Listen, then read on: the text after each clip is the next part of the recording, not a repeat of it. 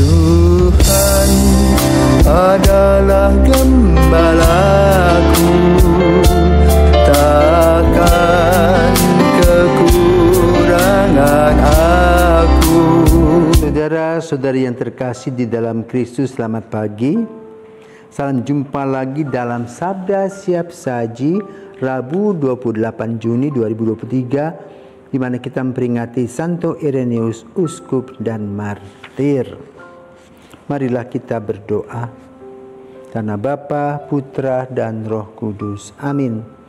Ya martir pahlawan suci, jejak Kristus kau ikuti, musuh sudah kau kalahkan. Kini engkau dimuliakan. Semoga doamu yang sakti menghapuskan dosa kami, menyingkirkan kejahatan yang merusak kesatuan.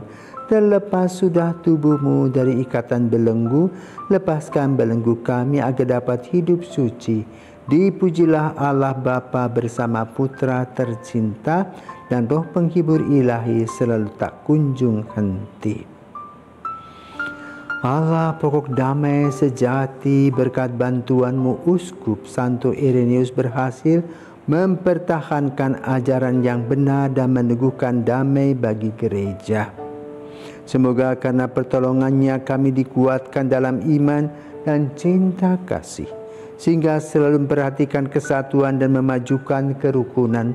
Demi Yesus Kristus Putramu dan pengantara kami, yang hidup dan berkuasa bersama Bapa dalam persekutuan Roh Kudus sepanjang segala masa.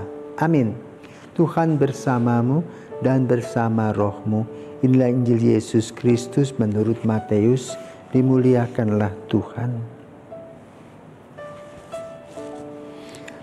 Matius bab 7 ayat 15 sampai dengan 20. Dalam khotbah di bukit, Yesus berkata, "Waspadalah terhadap nabi-nabi palsu yang datang kepadamu dengan menyamar seperti domba, tetapi sesungguhnya mereka adalah serigala yang buas.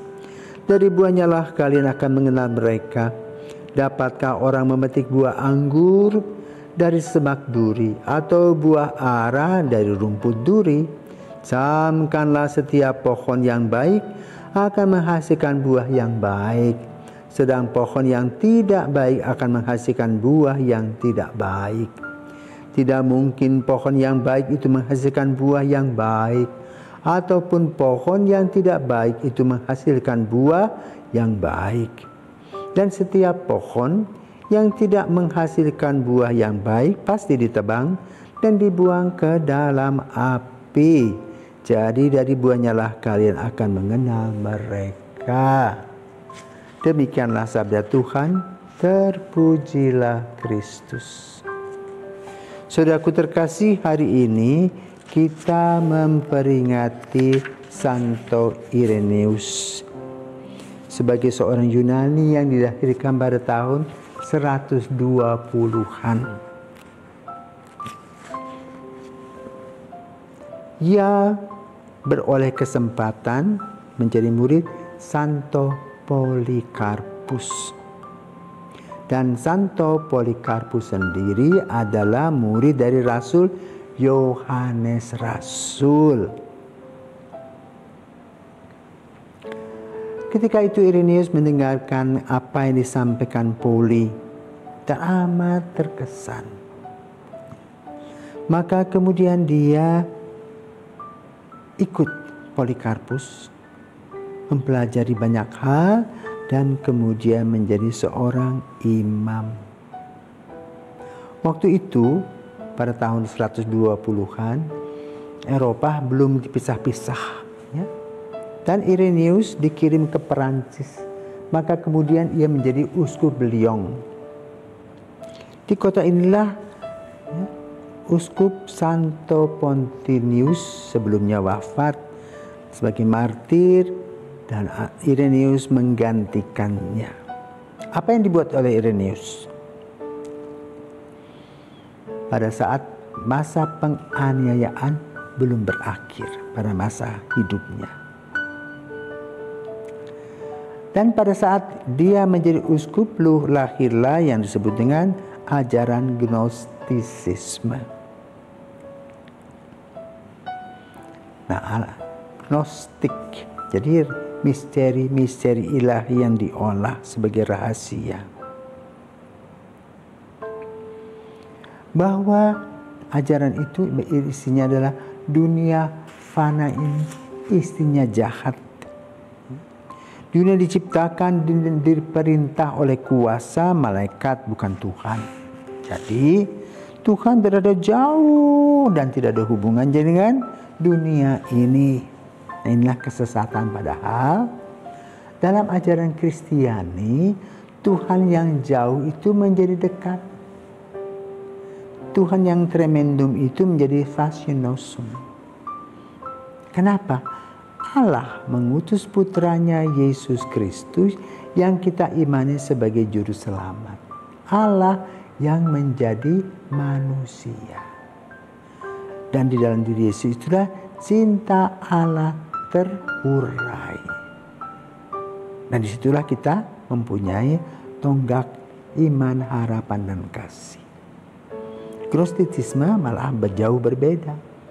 Menganggap Tuhan itu jauh, tidak ada perannya, hanya malaikat-malaikat itu. Inilah yang disebut sebagai sesat. Maka Irenaeus mengajarkan kepada umat untuk tidak mengikuti ajaran mereka. Alih-alih apa yang terjadi? Dia menjadi martir. Nah, saudaraku terkasih, Injil pada hari ini mengajarkan kepada kita, dikatakan waspadalah terhadap nabi-nabi palsu. Seperti yang digambarkan tadi, diajarkan gnostisisme. Jadi hidup ini yang dekat itu malaikat dengan misteri-misterinya. Jadi masalah magis-magis itu yang jadi persoalan. Orang tidak menggunakan dengan akal budi yang sehat menangani ilmu fisika. Bagaimana Tuhan memberi kepada kita kehidupan.